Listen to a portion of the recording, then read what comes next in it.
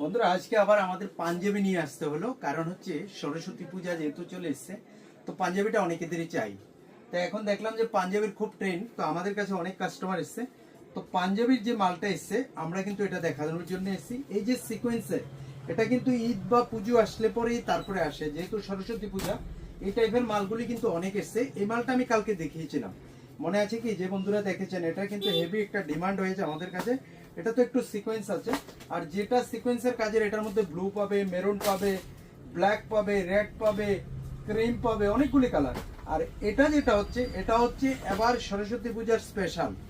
এটা আমরা দেখেন, এই পাঞ্জাবিটা এখানে একটু অনেকটা গ্র্যাপ টাইপের, মূর্তি টাইপের রয়েছে। এটা অনলি পূজাতেই চলবে, অন্য সময় চলবে না বন্ধুরা। তো এই টাইপের পুজোর যদি কেউ চান নতুন কালেকশন নেবেন, তাহলে এই কালারগুলি আমাদের কাছে রয়েছে, নিতে পারেন। এটা 6-7টা কালার এসছে।